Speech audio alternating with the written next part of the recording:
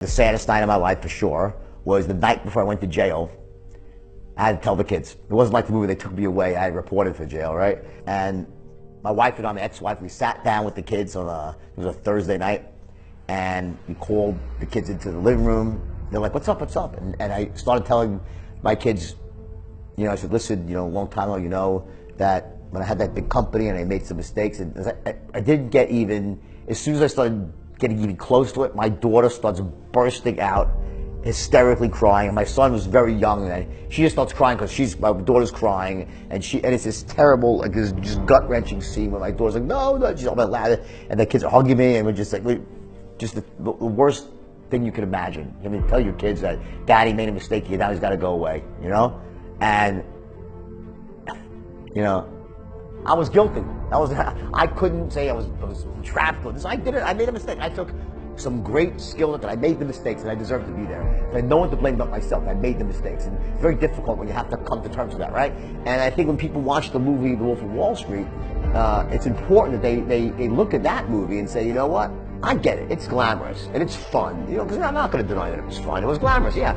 But there's something called balance in there, that when you are that character, that never ends well. And it just never ends well. And one question that I get asked all the time, how was I able to stay positive and motivated in what was certainly the worst time of my life? I mean, I lost my money, I lost my freedom, I lost my children for a time, my wife bottomed out, right? And I said, I think about it, I said, here's the secret. When I was in jail, in those moments, and the worst moments of all were at nighttime, when you're in your bunk and people are asleep and you're alone with your thoughts and you just really get negative. And the answer is that in bed, when I was alone with my thoughts, I would close my eyes and I would visualize the faces of my two children. And I would close my eyes, I'd see their faces, I knew I had let them down so badly, caused them so much pain, and I said, there's nothing I won't do.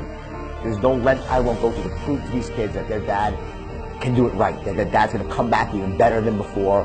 And it was all about proving to my children that you could come back from failure, that you could make the world right, and I could be an example, make them proud of me. That was my why. It was all about my kids. And that's the secret.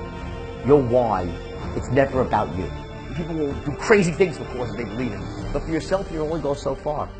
My kid's in trouble, I'll run through a wall of fire and think twice about it. My wife now, who's my inspiration, like one of the things that she said to me was so funny, is when we first met, wow, I have never met someone that is so fearless. Like you have all this stuff and you're just plowing forward, you're fearless. I said, sweetheart, I said, I'm scared shit. And just not let it stop me. I am scared.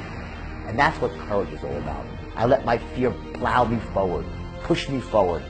And that's something you have to reframe. It's really a reframe about what fear is, what pain really is. Pain is the greatest motivating force in the world. But if you're going to go into denial and become numb yourself to the pain, you're going to live a smaller and smaller life until one day when you're old in bed, and ready to die, you'll look back at all the things that you could have done, you should have done, you would have done, and you didn't do because you thought, well, you know what, I'm okay.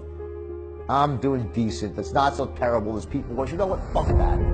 Don't live that life. Don't be the person that looks back and has regret and didn't take action to get what they truly wanted in life. When you're not feeling massive pain, human beings tend to just sort of, well, I'll stay pat.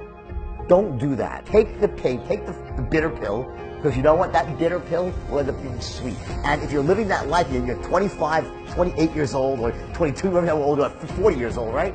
And you're in this sort of dead-end job. It's not what you want to do.